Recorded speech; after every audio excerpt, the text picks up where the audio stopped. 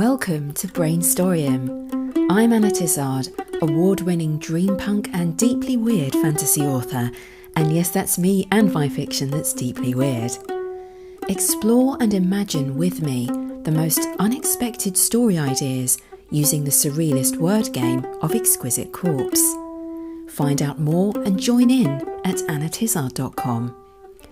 This is a storytelling challenge unlike anything you've tried before.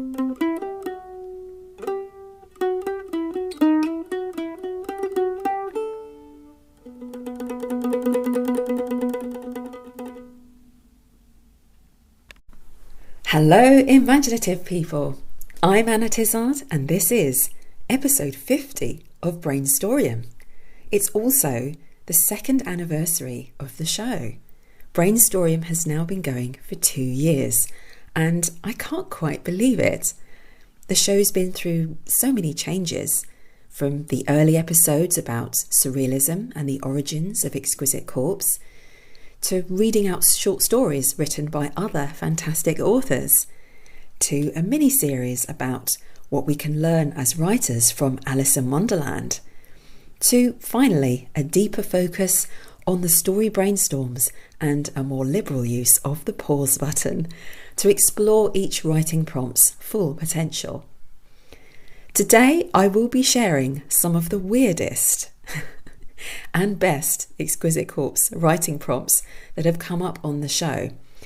Some successes of other authors, because it's not just me who's publishing stories based on the word games on this show, and some feedback from listeners on a phrase that came up in the last show, the pedantic staircase. All this is coming up, and that's before I even get to the new story brainstorms of today's show. So let's get on with it.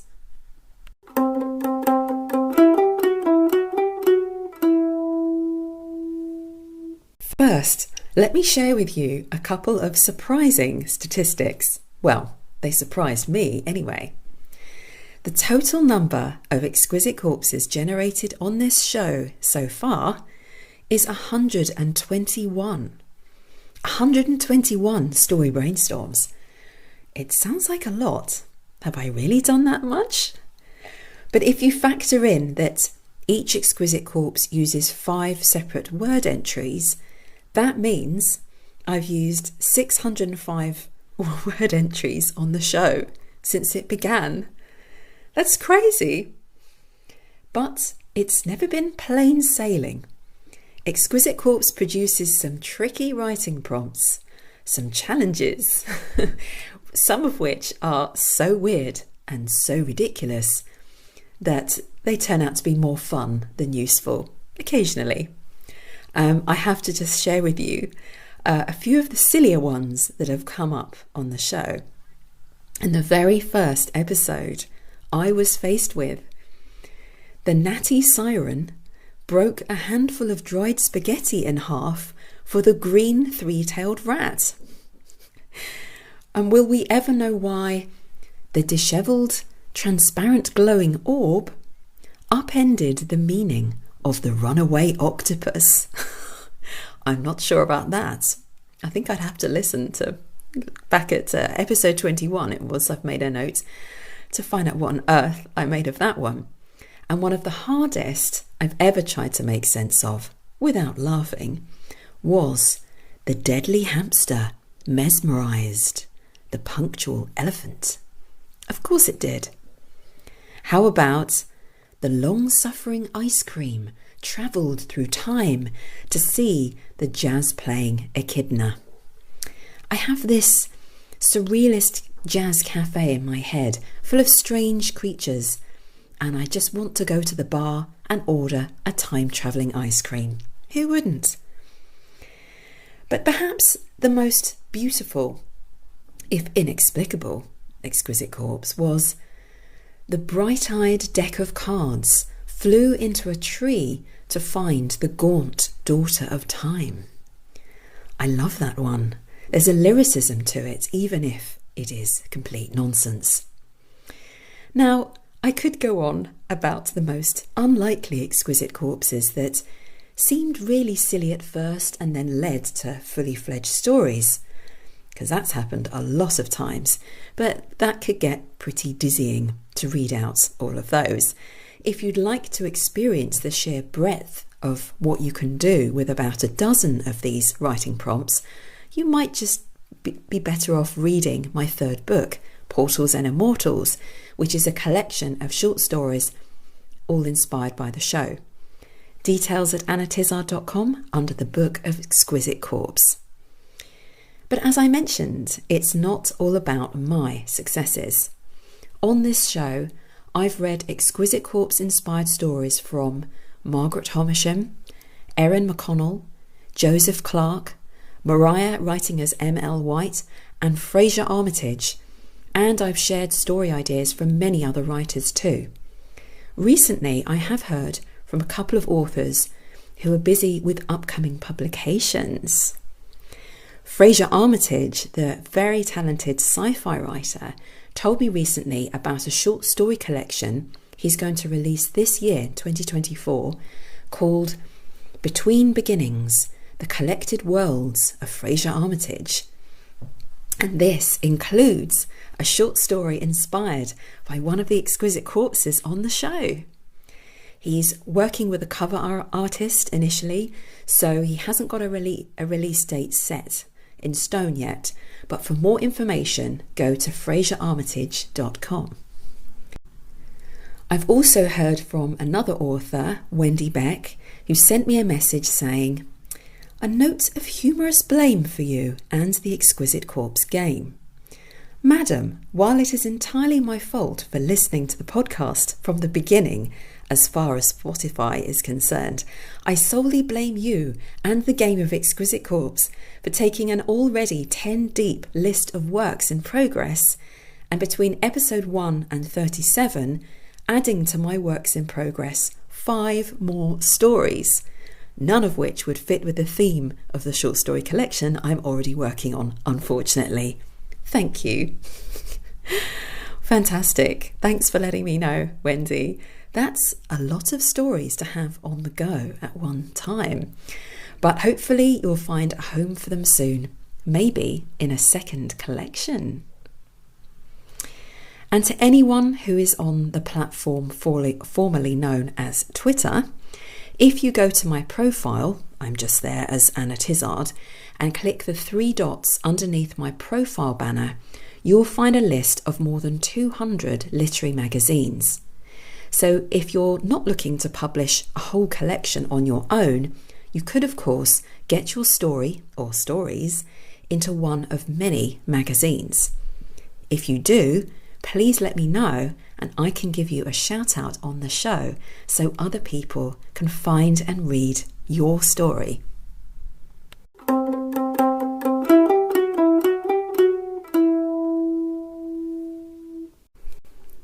Now, before we move on to the new story brainstorms of the day, last time I invited you to get in touch with me if you had any story ideas that were sparked off by the pedantic staircase, a bizarre phrase that came up in the last show. As ever, I got some great replies. Erin McConnell said, "It only lets you climb that staircase if you ask it correctly. On off days, it gets fussy about contractions and slang, and has been known to tip people through the banister or even between the treads if they speak too obtusely." Erin added, "I would recommend trying the lift instead." That's a very cool idea. Ev Days gave the title The Pedant Stairs of Shangri-La, the story of a Gen Alpha Buddhist monk who, being taught how many lifetimes it takes to move up the staircase to enlightenment, decides to create a video game that allows humans to rapidly progress through their Dharma. What a bizarre idea. Very deep. Feels quite dreampunk as it's based on different states of consciousness. Fascinating. Jan Miklazevich wrote a little bit of flash fiction based on the same phrase, the pedantic staircase. "The fan's not working," she said, a sheen of sweat on her brow. "We've only had it a week." "Oscillating," he said. "It's an oscillating fan, my love." Another step up the pedantic staircase, she thought. One day he'll reach the top and I'll push him right back down. So this is a figurative pedantic staircase centred around this tension between two characters. Very clever. And finally, Nick Vracar wrote, "She left home long ago, only came back to sell the house after the death of her mother. She thought her memories of mother's constant admonishments sealed, but as she walked the slightly irregular staircase to mother's room, each step a minute correction, the memories came back." This feels very dark and psychological.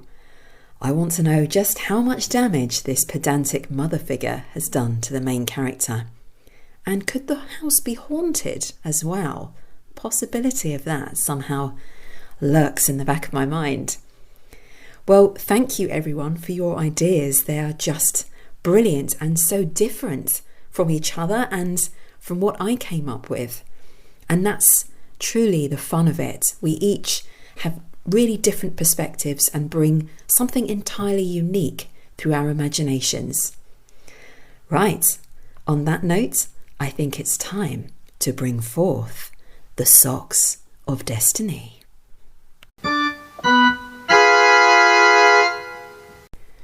As regular listeners will know, Exquisite Corpse mixes words and phrases into a sentence that goes describing word noun, action, describing word noun. They're pretty much always extremely bizarre, but after a little digging, you can generally find a worthwhile writing prompt in there with a little imagination yoga. So I'm just going to reach into the first sock, which is for describing words. And the first word is from Alessandro Bozzo, adamant. Okay, let's try the noun sock and see what we've got in here. This is from social media ID Iggy_RB. Lizard. I can see this is going to be an interesting one. Okay, we have an action sock for the middle part of the sentence. And this one is from me. Went to the library to research. Okay. Let's try another describing word. This one is from Joseph Clark. Transdimensional. Well, there's a word. And let's get out our final noun for this exquisite corpse. This is from Wendy. Witch. Okay, so we have all together, the adamant lizard went to the library to research the transdimensional witch. Well, I kind of feel like a transdimensional witch is worth researching. A being who can travel to different dimensions? Or maybe it's that she can exist in more than one dimension at once.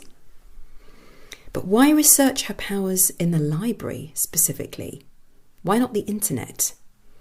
I'm stepping aside from the fact that we're talking about a lizard. Just like take it one step at a time. Bear with me. So, thinking about the library, I mean, a lot of libraries have, well, I think probably all libraries have loads of resources online these days. And even the oldest books, some really ancient texts, are probably at least partially scanned in, so you can look at digital copies without actually going there.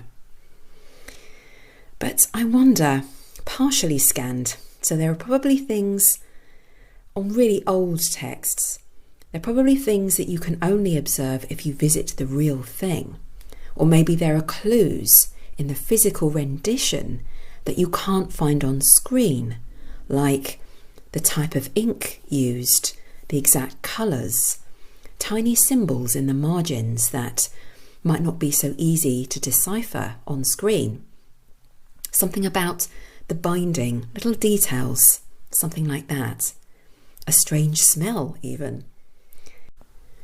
But a book that ancient, it would be in a museum type of library, like the British Library in London. If there may be something truly clandestine about this text, maybe it is better not to look it up online, because there's a secret team of hackers employed to protect it and to gather data on anyone who looks it up. Going to the library in person wouldn't leave a digital trace, but it would be noticeable in other, more obvious ways. Let me read it again. The adamant lizard went to the library to research the transdimensional witch. So if we're not going to take the word lizard literally, what can we derive from this as storytellers? Lizards tend to live in hot climates. They're cold-blooded. They eat bugs. Some of them, like chameleons, can change colour to camouflage themselves against whatever they're sitting on. Aha! Now we have it. What a skill to have if you're visiting a library to research a top secret text, heavily protected by a secret society, on a topic that is generally thought of, by those who aren't in the know, as pure superstition, a relic of medieval times, transdimensional witches. Our secret researcher has powers of his own.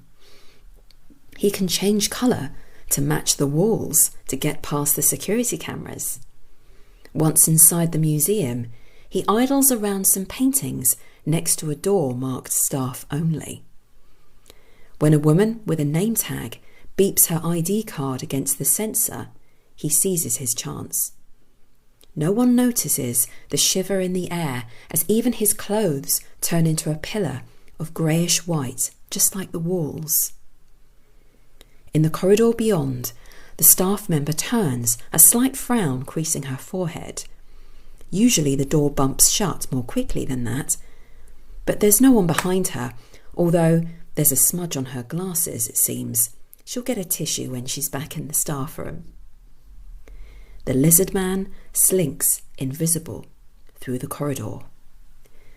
A lift will take him down to the archives in the basement, but he will take the fire exit stairs instead. If he ends up in the lift with someone, it takes intense concentration to maintain his camouflage, and he doesn't want to risk someone staring directly at him. On the stairs, he tugs off his shoes and carries them so he can be silent on smooth, dry-skinned feet. At last, the archives. Glass-covered cabinets hold precious artefacts under carefully monitored lights, books from a forgotten past. What does the world know of these books? Scientists, historians treat the scrawled contents as fairy tales, explaining them away as the sort of superstitions people felt the need to create in a time before science. The lizard man knows better.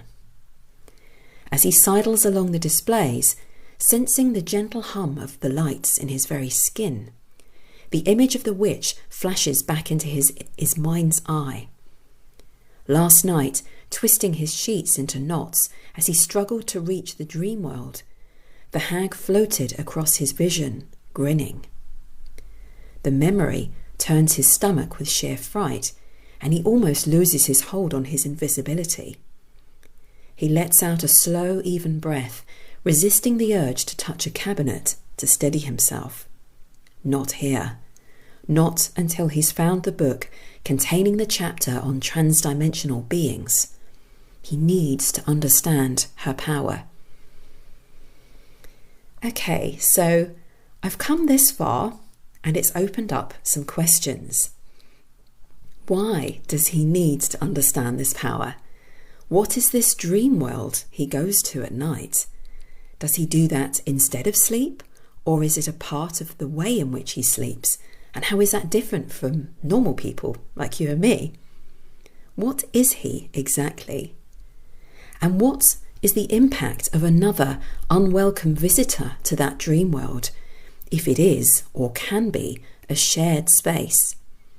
All sorts of things to consider. And very dreampunk. Just a single scene explored from a very weird idea can begin to open up a new story. I like it. Okay, I think it's time for another Exquisite Corpse. Let's try for a new describing word. This is from Paul Benfield. Cautious. Let's try for a noun. This is from Eric Montgomery. Bunny. Sorry, that is a legitimate word, but why would you say bunny instead of rabbit? This is curious. It makes me think of an impression of a rabbit rather than the real thing, like a drawing or a cartoon or even a soft toy. Hold that thought. Let's get an action. This is from Wendy.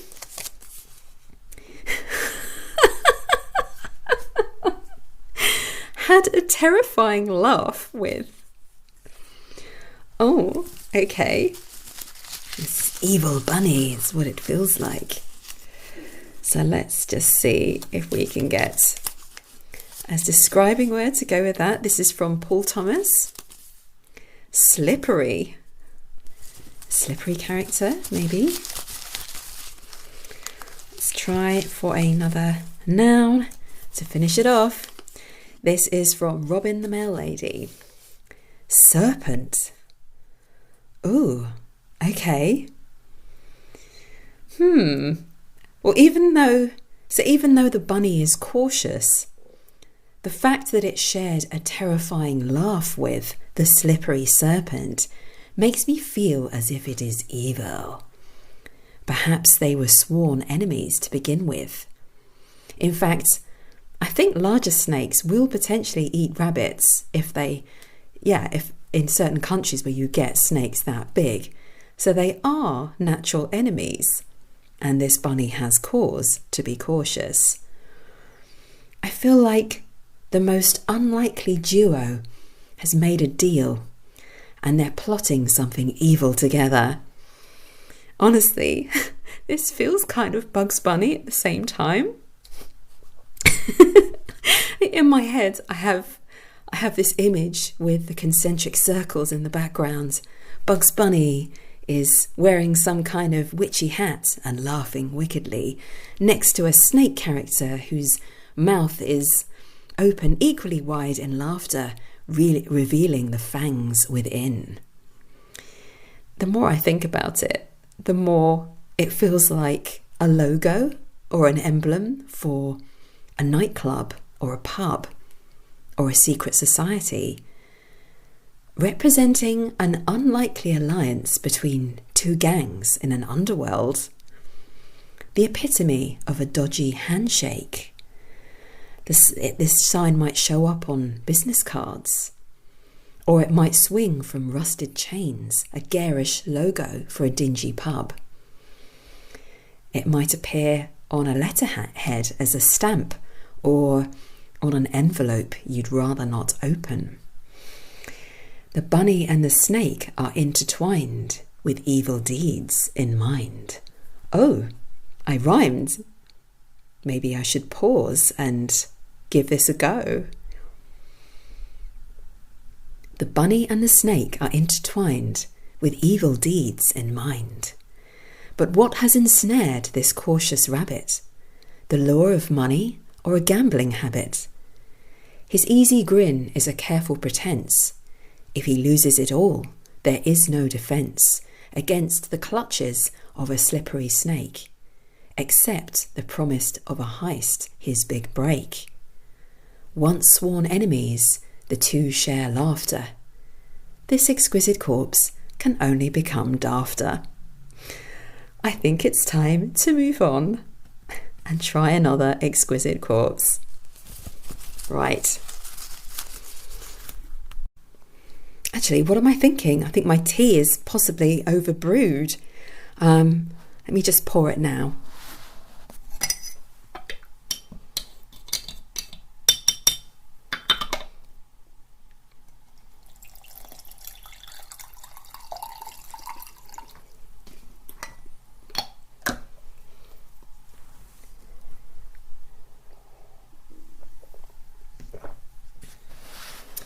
Okay then. Now let's try. So the first word is from Fraser Armitage, and it is fastidious. I think we've had a fastidious not that long ago, but not to worry. The next word is from Elena Dennison. Salamander. It's another lizard.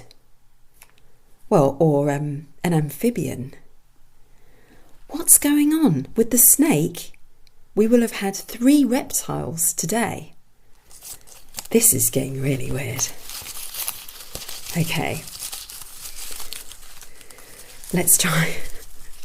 Let's try for an action. This is from Paul Thomas. Was haunting. Okay. Next word is from that's that social ID Iggy_RB. Horrible. Okay. Oh goodness. Okay, and our final word for this exquisite corpse is from Robin the Mail Lady. Castle. Okay, so all together we have for the final exquisite corpse of the day, the fastidious salamander was haunting the horrible castle.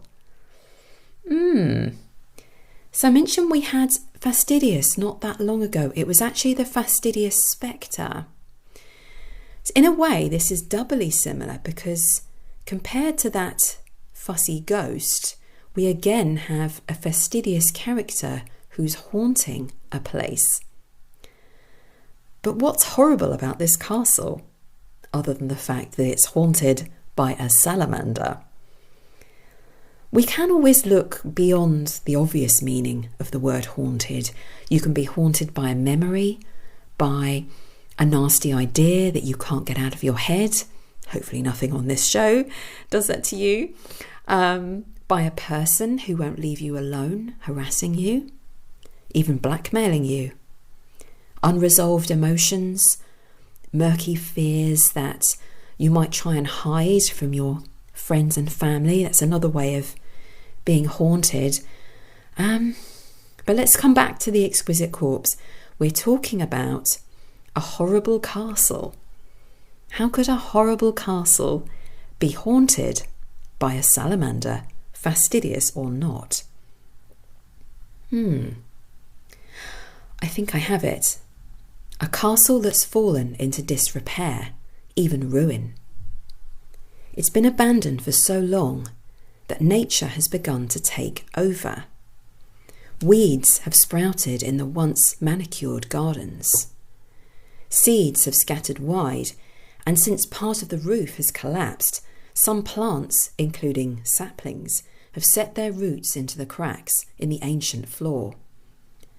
After some heavy rain, a small pool has gathered inside, dark with moss. The once cool climate has grown more temperate and humid. The nearby stream has swelled, so we shouldn't be surprised when a salamander skitters across the floor. But what happened to the kings and queens of old? They disappeared so suddenly. No preparations were made for the passing on of power or the maintenance of the castle, anyone to take over in their absence. Maybe war was on its way, and their rule to be overturned. They ran without turning back, ready to live out the rest of their lives in a foreign land as ordinary folk, rather than die at the hands of revolutionists. This salamander dipping its feet in the water, is it just another part of the wildlife that's moved in? The weeds in the forest that's gradually closing in around a forgotten piece of history, memories fading. Why then is it fastidious? It dips a foot, then, not liking the murkiness of the water, the stream across the way is so much clearer and cleaner. It nonetheless cannot help watching, observing this crumbling place with a sigh. What if this is a prince or a princess, one of the original royal family members, transformed into a salamander by a wizard? Not necessarily maliciously. As the easily recognisable royals took flight with barely more than the clothes they stood up in, the local wizard took pity on them, knowing how soon they would be caught and murdered. He turned them into creatures, a badger, a sparrow, and a salamander, only to find their true form when they returned home and began to remember their former selves. As the salamander's form quivers and is replaced by a naked man staring around him, the danger may have passed, but so has much time. More time than is natural for a salamander. What will he do next? Does he dare to try and find his family, or just accept that they're gone? Can he start a life afresh? It's probably safest to keep quiet about his lineage, for some of the older members of the local village may have good memories. Wow, a lot of story ideas here, and a lot of reptiles today. What was that all about? But what can I choose? What shall I choose as a writing prompt to invite your feedback on? I think it has to be the transdimensional witch, without a doubt. So if you have ideas about the transdimensional witch, what that means, what she gets up to, where does she get to go being transdimensional, please drop me a line.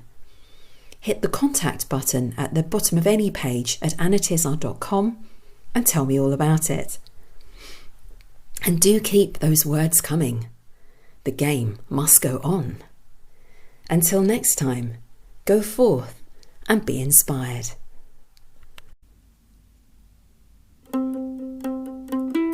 I hope you enjoyed today's Brainstoryum.